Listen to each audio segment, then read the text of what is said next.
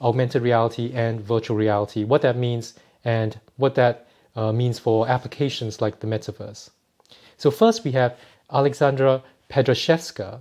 She's a co-founder of a company that does projections and enables a lot of that high definition or that immersive experience that we will be talking about. She's a co-founder of VividQ. So thank you very much for coming, Aleksandra. Thank you so much for the invite. And we also have Nicolas Moreno. He likes to be called Nico. He was an MBA alum, and he's now working in Volograms, which is trying to create some of that immersive experiences that we hope to enjoy in AR or VR. So, hello, Nico. Hello. Hi, Conrad. Thank you. Thanks for having me. Yeah. Okay, cool. So maybe very quickly, I gave a very short introduction, but Aleksandra, if you can talk very quickly about what VividQ, the company that you co-founded, does in the AR VR space. Sure. So at VividQ, we specialize predominantly in holographic display. So this is the new type of display technology, the new medium for specifically augmented reality applications. I think we'll discuss quite a bit about the definitions of different terms in VR, AR. Some people talk about mixed reality, but at VividQ specifically, our expertise is in computer-generated holography. This is the technique of generating genuinely three-dimensional images using laser light that can be projected in the augmented reality systems and then placed in the physical world, sharing the same properties as physical objects. So this is the technology that we have developed partly at the University of Cambridge. I met my co-founders, technical co-founders in 2016, so halfway through my MPhil in technology policy. And since then, we have grown to just over 50 full-time employees, still based in Cambridge and in London. We are working towards bringing this technology to augmented reality headsets. Cool. Nico, can you tell us a bit more about Volograms, the company that you work for as Chief Commercial Officer? Yes, happy to. So essentially what Volograms is doing is bringing a camera for the metaverse. That's our tagline.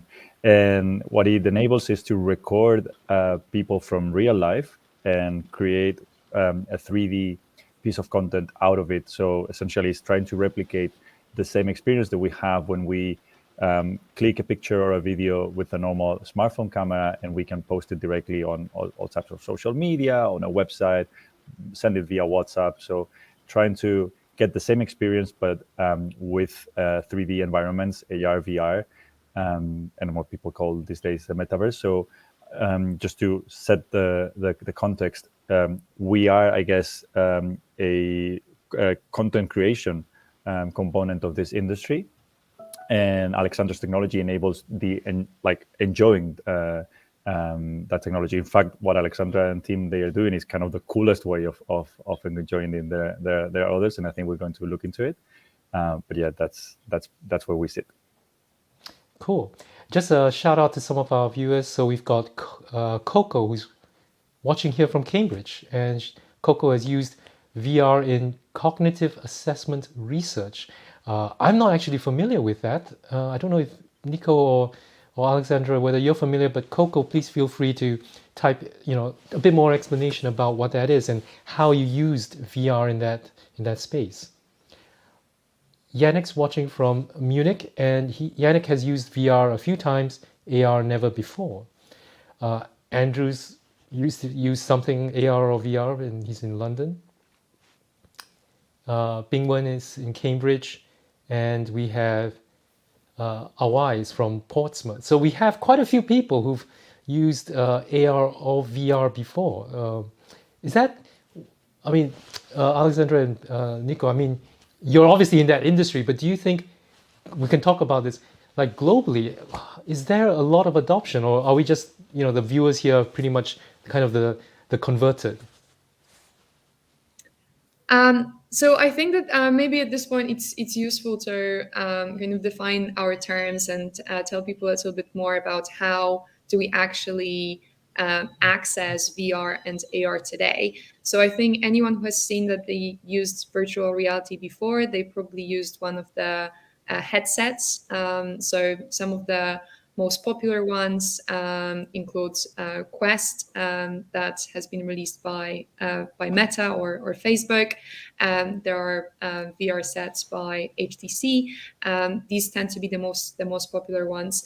And VR effectively allows you to entirely immerse yourself in this digital reality. So once you put the headset on, you don't see any of your physical world. Or you can see some parts of the physical world through the cameras on the headset, but your natural vision is entirely blocked.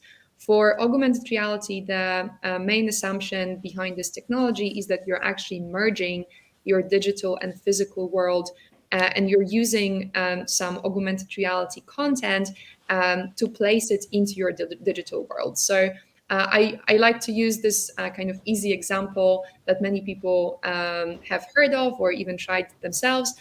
So Pokemon Go, the application that you had on your phone, and you were pointing your mobile camera at different locations around you, and you had little Pokemons appear on your screen. So in a way, that was some way of accessing augmented reality.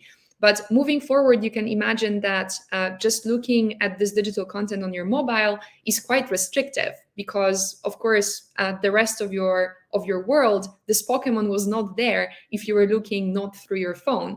So you can imagine moving forward, if you actually had see-through glasses that were allowing you to see the same scene as you saw through your phone, then the experience would be more immersive. And then eventually, moving forward, you would not really want to wear any device, and still see this digital object in the room, either via some projector that's integrated in the room, or some people are talking about, using using some types of almost like kind of on-eye devices, like contact lenses, that could be giving you that information. So I think that this is the distinction. Virtual reality is cutting off your real world, AR is combining it. And I think, for reasons that we'll get to in a second, AR is actually a way more difficult thing to achieve. Okay. Yeah, Nico, any other thoughts about this? Yeah, I think perhaps the most important thought that comes to mind about adoption and the nature of these two type of content is that many more people than we believe have tried augmented reality, but they have done so in their simplest way. So Pokemon Go is a great example, as Aleksandra was saying, but also many people have used stuff like AR lenses and filters from Instagram, Facebook, Snapchat. So all those little filters that add bunny ears or fake glasses on your face, in a way that's also AR, because that's you're seeing the reality in a mirrored way, and you're overlaying artificial elements. However, as Aleksandra was saying, with the new devices and the new technologies that are coming up, the immersive experiences can get way beyond that.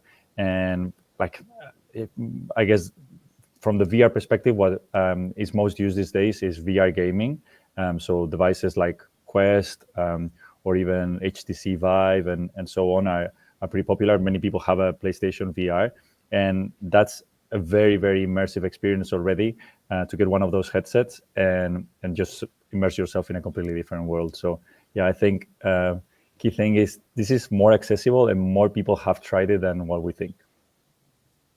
Yeah, so talking about VR, Coco has put a bit more explanation about that cognitive assessment research, and they use immersive VR to investigate how well people navigate virtual environments, and this may be a more sensitive measure of cognitive decline in dementia than memory tests. So this is something that could have incredible applications and benefits, I think, to a lot of people.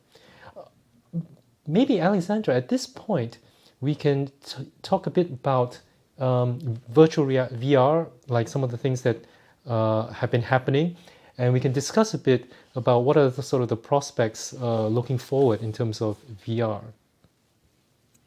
I think as we mentioned with Nico, there is quite a strong dominance of some big players in the VR industry, because right now there are probably 2 or 3 devices that people tend to use to access virtual reality content, and this tends to be Quest, which is manufactured by Meta. And if you have been following some recent market news, Meta announced at their annual conference Connect that they're going to be releasing a new headset, which is going to be a very high-end device, also priced quite high, as we'll see on the next slide in a second. But you can see on this graph on the right-hand side that actually Quest 2, which is only one device from Meta, has already largely dominated the market. So they definitely achieved quite a good result in terms of dominating the VR device market, and they're very closely followed by HTC Vive and PlayStation VR. That is manufactured by Sony, the manufacturers of PlayStation. So there is a lot that's happening, and there is definitely a very strong kind of fight at the top of the market. So the market is not very competitive. You have one big player, you have 2 players that are kind of trying to catch up. But in kind of total numbers, they're probably not as impressive as many people would have hoped. So we can see that for I believe 2022 so far. So for the first two quarters, there have been around 35 million devices sold.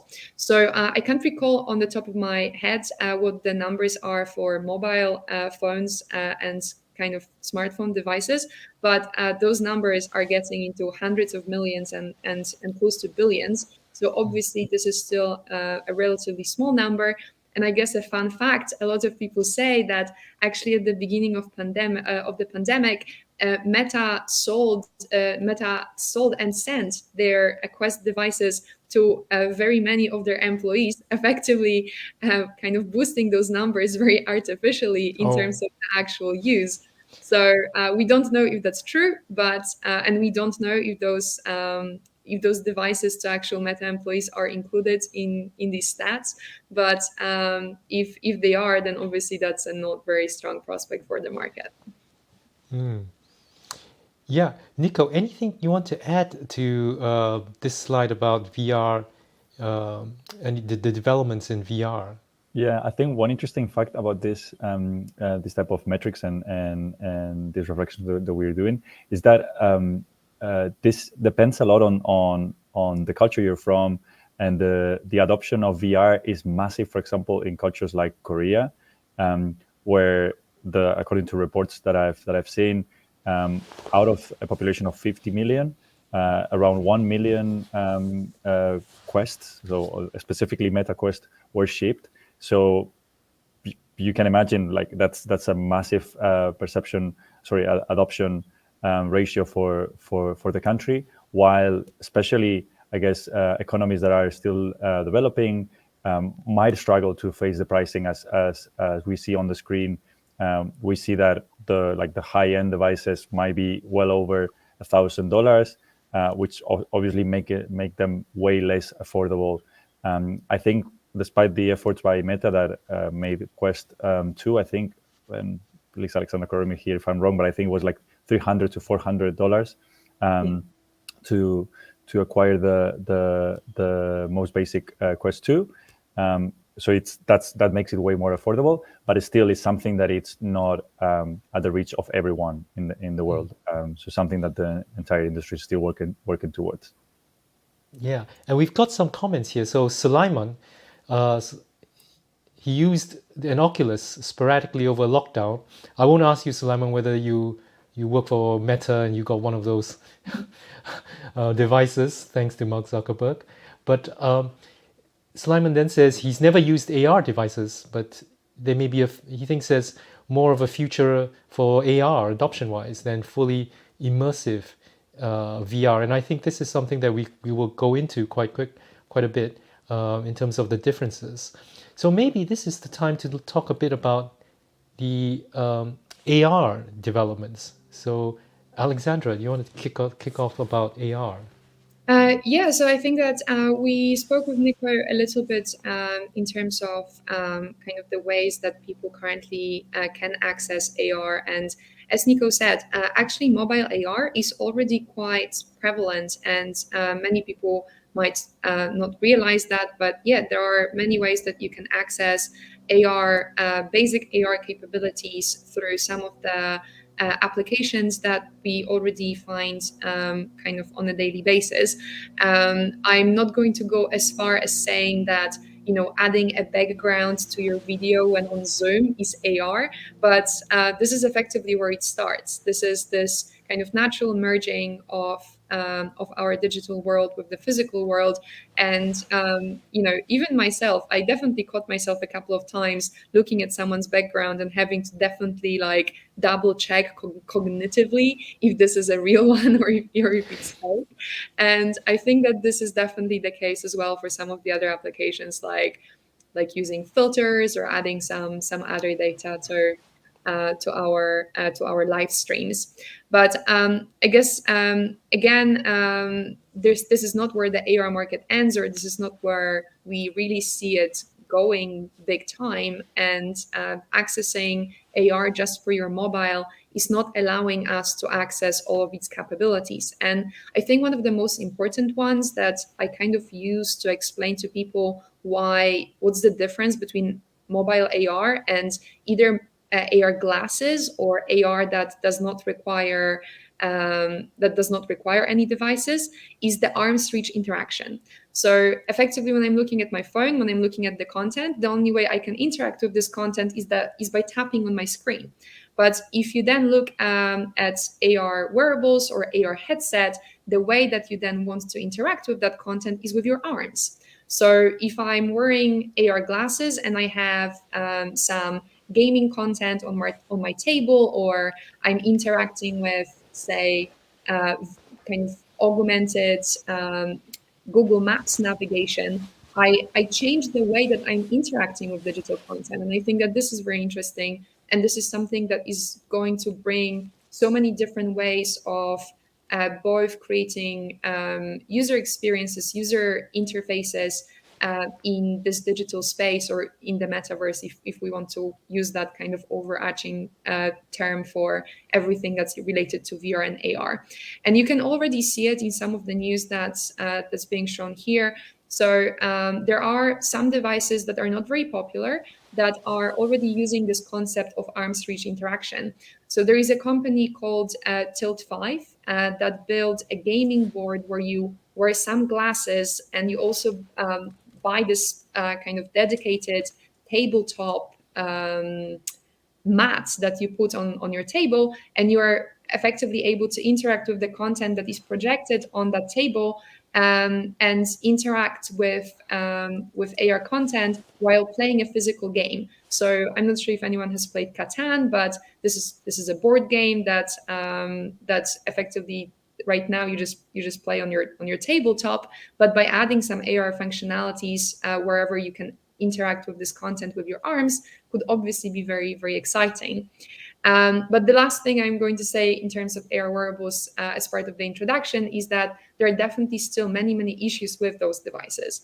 So you can see that while there are some early adopters of games like Catan on Tilt 5 or some other kind of more niche applications for hardcore gamers, there are also some issues with those AR devices that are already being realized by the industry. And again, if you follow AR news, you might have read that Microsoft HoloLens have been testing their devices. HoloLens is a type of AR headset where you see digital content through the headset. They've been testing it with the US Army. And unfortunately, the results of those tests were not very positive because majority of soldiers were feeling quite sick after using the device for I think longer than 30 minutes, because the technology for see-through AR, for AR headsets, is probably not there yet. Hence why we're still using mobile AR as the way of interacting with AR content. It's interesting, Alexandra. You mentioned the U.S. military, because we've got Thomas here who's used VR and AR applications within the defense field. Don't worry, Thomas. I'm not going to ask you to elaborate what you did, but I think this is the good point actually. Now we've got a couple of questions about the will AR VR get to the point of like smartphones, the kind of mass adoption, right? You talked about the tens of millions VR AR devices versus probably billion smartphone devices out there. So Hamza, who's also an alum and he teaches an elective here at Judge Business School, he feels that hardware costs or entry barriers have gone down thanks to Quest 2. So when would we expect a smartphone-like trajectory for VR? And Pavel as well asks, how quickly can these devices become as common as smartphones in people's lives? Nico and Aleksandra, maybe, is it realistic to expect, that kind of huge smartphone adoption for VR and AR? I think people focus perhaps too much on the technology as just a platform, technological platform. I think what one needs to look into is use cases. So the reason we all have a smartphone in our pocket is because of what it enables us to do and how convenient it is to use it. So this is, again, something that depends a lot on opinions. But if you think of the experience and the use cases that VR enables, which are extremely powerful, but require quite a bit of your attention. So you need to be wearing the headset, and through that headset, you can do a lot of things in entirely new dimensions. But you can, for example, be walking around in the street, or at least not with any technology that we foresee to see in the next 5 to 10 years. You can't be walking around in the street, do other things. So unless it gets to a level of development where it is better to do things like just our normal work, or having normal meetings through VR than with the devices that we already have.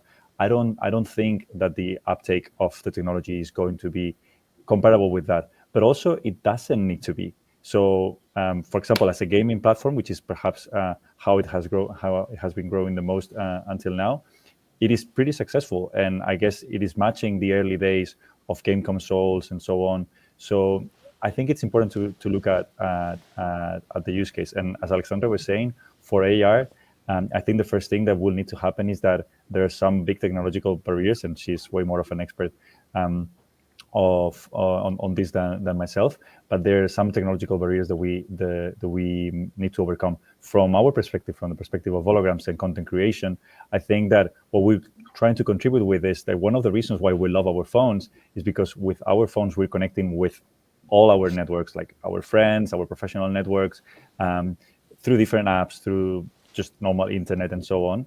And mostly the content that you're getting to see, whether it is a WhatsApp message, whether it is a social media post, that's something that has been created by another user.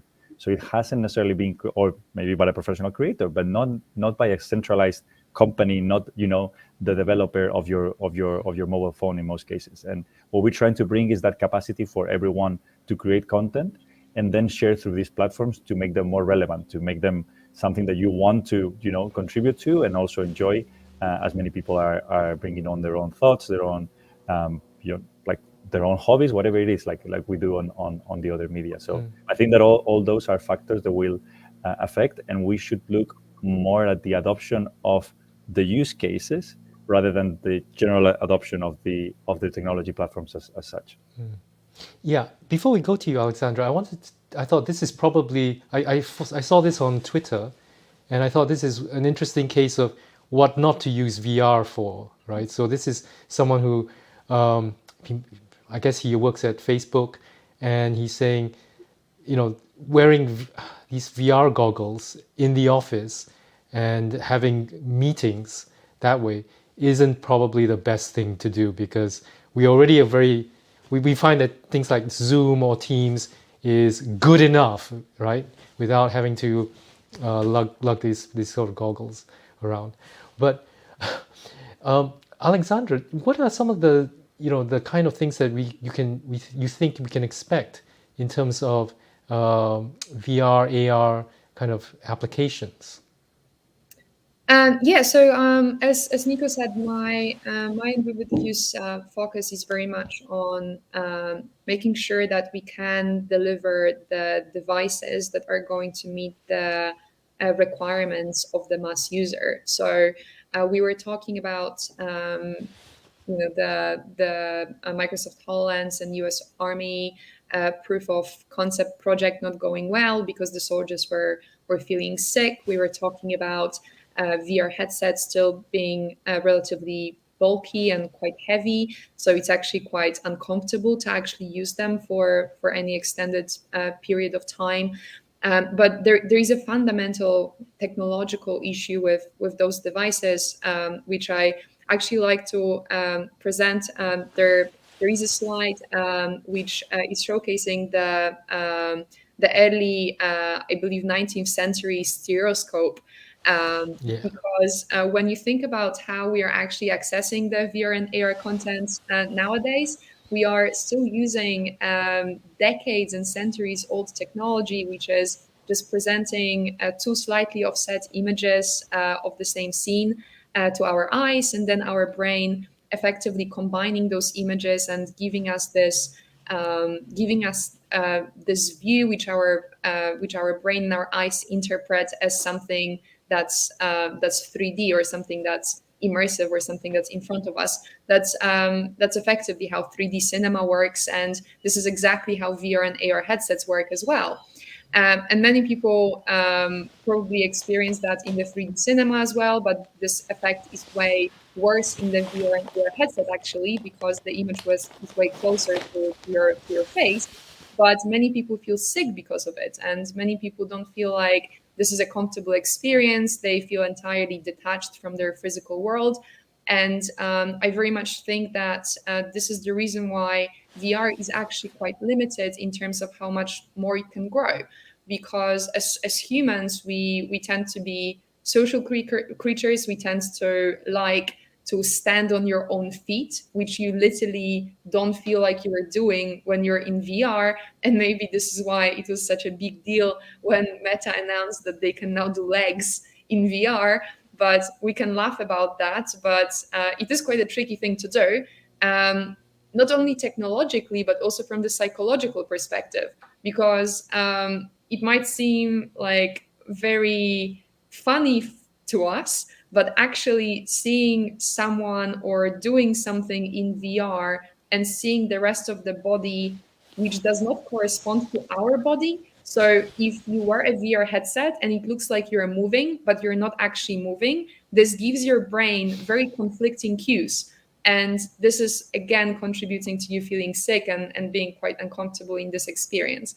So there are many issues that we have to overcome in terms of the display technology that we're using that is not really matching our kind of biological expectations of what is going on.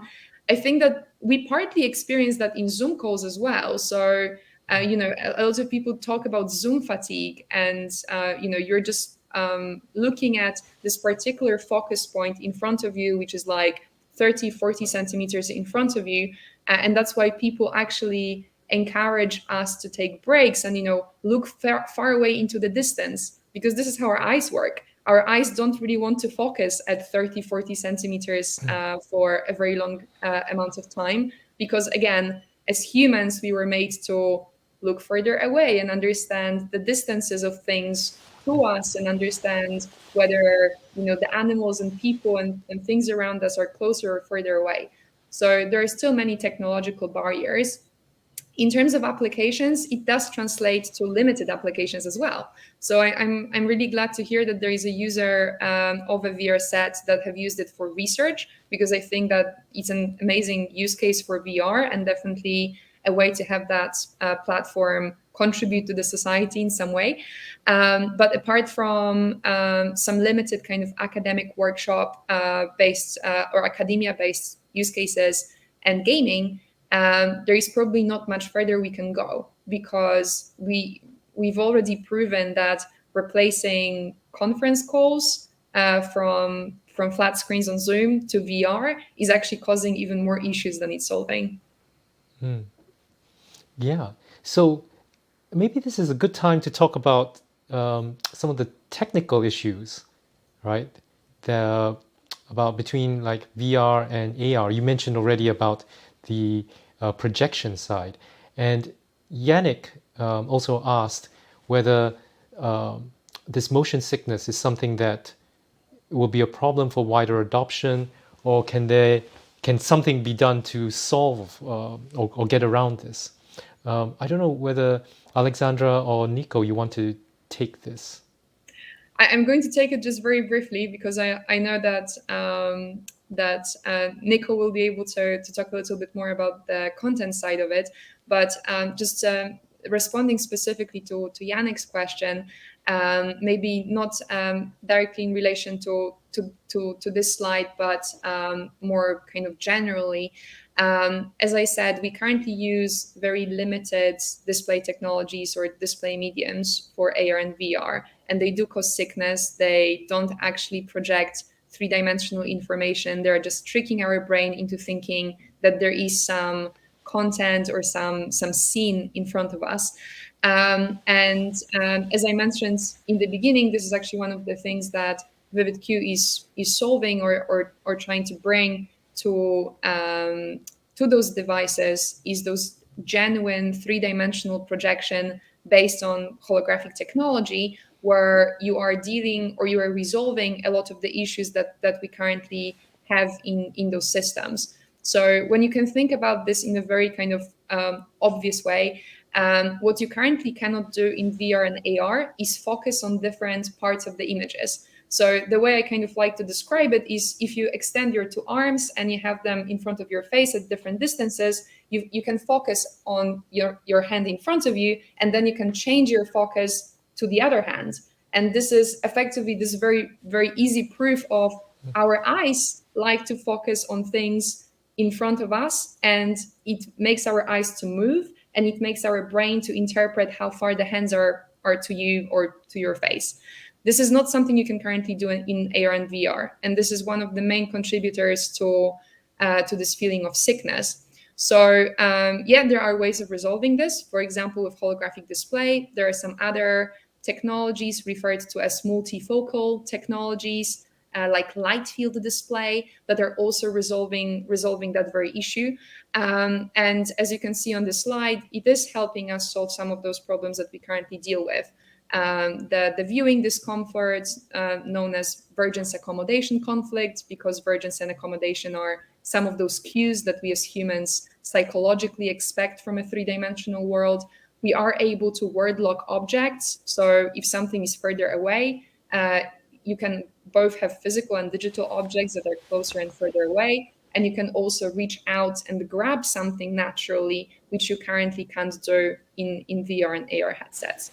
So I guess the future is promising, but we still have some way to go. There are still no devices in the market that solve any of those problems that I mentioned in this slide.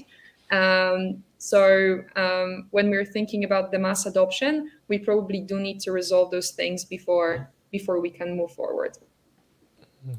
And Nico, I guess from a content point of view, right, developers, what kind of applications do you see for, let's say, AR that would be really useful? Great. Yeah, just so quick thought on what Aleksandra was saying just before on this. I think that also perhaps we also need to change our paradigm in the sense that we don't necessarily need to aim for literally everyone in the world to be using VR in the next 5 to 10 years, as some people are trying to aim for. I think maybe some of these applications and some of these devices will only be used by a percentage of the population that like whatever simulation, so they need to use it for their work, and that's fine. It doesn't need to be necessarily for for everyone. And there are definitely versions of both VR and AR that can be enjoyed by a very wide percentage of the population without motion sickness. And as Aleksandra was saying, even that will improve with new technological developments. In terms of use cases of AR, which I think is something that is very exciting for me, I like, so Snap Inc., the developers, the company behind Snapchat, which, by the way, is a very interesting company in the space. They are very innovative, and they're bringing a lot of new things always, like pretty much every quarter to the industry. They explain the way they're seeing this ecosystem evolving with the following. I guess it's a very business school type of model. They say this is evolving from a technology into a tool, into a technology, toy, tool, totality. As the technology evolves, it enables you to take just something that is, lab-based, and that is just something that is right now being under development, into something that can be used for like fun things and like, new experiences that might not be fully utilitarian, but might bring you into experiencing something new. And that's the toy component. And I think the equivalent of that in terms of AR is the lenses that I was saying before. That is, they are fun. It's always funny to send a video of yourself with some AR effects, or maybe you're trying some new type of makeup or whatever it is to your friends. It might not necessarily be something that brings day-to-day utility to your life. To some people, it might, but not for everyone. But at some point, the technology evolves enough to really become a tool that can be used and spread in many different ways. And we're beginning to see, I think, the first use cases of how this is bringing value to, for example, manufacturer technology and other heavy industries. They're using AR headsets to reduce the rate of errors, and people operating in factories, or people actually providing remote support through AR headsets and stuff like that. So pretty high-end type of use cases, but they are already happening with that paradigm of the technology as a tool.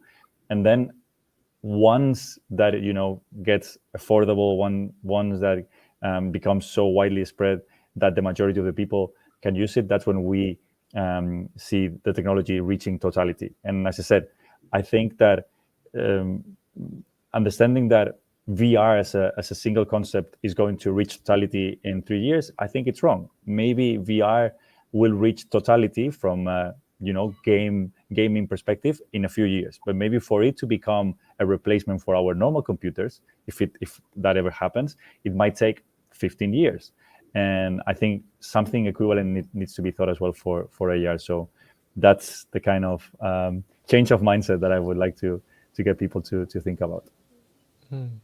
And I guess the big thing is, we haven't really talked about this, is the metaverse, right? Which people have bandied about quite a lot. It kind of means a lot of things different things to different people. And just wanted to show Tim Cook. This was an interview he gave to a Dutch newspaper that says, "I'm not really sure that the average person can tell you what the metaverse is." We're not going to talk too much about the metaverse, but Aleksandra, why do you feel like, in terms of that pathway to adoption, something like what Nico was talking about, you think that gaming will be one way, and then to the metaverse, and then becomes more of a mass consumer product? Yeah, we are definitely often asked, what would AR really be useful for if it was done technologically well?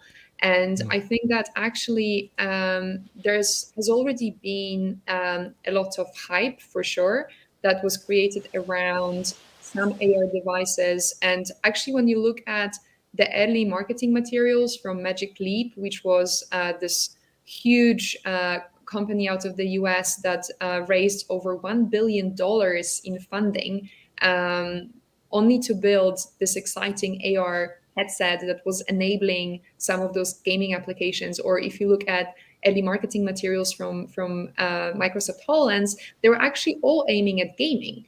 And this is quite easy to explain. I guess this is following a similar path to VR. So VR, again, tends to be used predominantly for gaming nowadays. And a lot of Quest users are using them for gaming purposes. it's so there is already some existing content. There are definitely some existing users and business models that can justify saying that gaming will continue to be quite a strong application for both VR and AR. There are probably way lower constraints in terms of how the device can look like as well for a gamer than, for example, for someone who would be using it for professional applications or kind of your day-to-day user who is expecting that device to maybe not be much bigger than normal glasses that people wear on a daily basis, something that's not really possible technologically today. And then finally, people also have to remember that we have not really created things before that can be either worn like your mobile phone in your pocket, because there is a lot of computational power that is required for a lot of those AR and VR applications. So many people still can only use them for anything high resolution or real time by plugging it to their PC or their console. This is something that is still, again, additional massive technological barrier. So there are many reasons why gaming can be this first pathway or testing ground for both AR and VR. And I really like what Nico said. I think that we are probably past the technology and toy point for VR. Some people are starting to find it as a useful tool. I think for AR, we are still probably at the end of the technological path. We are only starting to understand how we can use it as a toy before we actually properly understand what tools and things that are going to make our life better can be brought by AR. I think the other thing in terms of like a form factor, of course, is the weight, isn't it? And the weight, a lot of it is driven because of the battery, the power that's needed, and the computing power, and also trying to let it cool down. I'll just, as a laugh, I actually wanted to try for this show to see how long I could wear 702 grams, which is what the the latest Meta Pro was. And I don't have the headset, but I didn't realize it's this much of rice and nuts. So I couldn't even put it on my head for that long, let alone wear it. Wow. But I think that's probably one of the big adoption challenges, isn't it? If we wanted to have something that we carry around with us all the time, then the form factor has to be something like this, as light as a pair of glasses, and not as intrusive, right? Because that's what the great thing about the phone sometimes is that it just melts away. You just see the screen. You don't think about what's behind that. So very quickly, Nico, and then I'll go on to you, Aleksandra. What are your last thoughts, final thoughts about the prospects for AR and VR? I mean, are you excited? What are some of the areas that you think our viewers should be looking at as the industry grows? Yeah, so first, I think that, of course, I am excited. And I think that even though this is becoming a buzzword, the fact that people are beginning to understand that there's something called the metaverse and that is going to bring up like new capabilities, new things to enjoy, new things to do, I think that is very positive, even if the term is confusing. I would ask 100 people what the internet means, and I'm sure everyone would give you a different definition as well, so I wouldn't be too obsessed about that.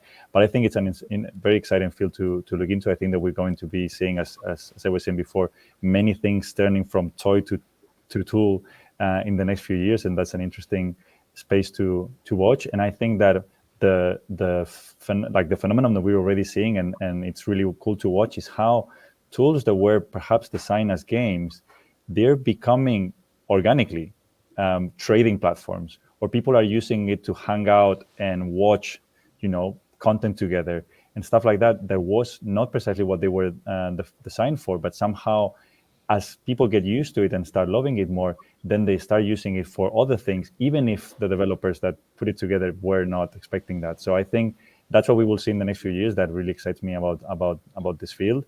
And I think that, of course, for us, content creation is going to be one of the key components of that, and seeing how everyone in this world can bring in their own pieces of content and their own selves into the metaverse is going to be an interesting thing to look for. So, thank you again for having me. Alexandra, any last thoughts about the prospects? How excited are you? Yeah, I think that one thing I wanted to add is that usually the way I like to think about the future of VR and AR is that we want to get it to the point where people don't have to actively think, oh, I'm now going to use VR or AR.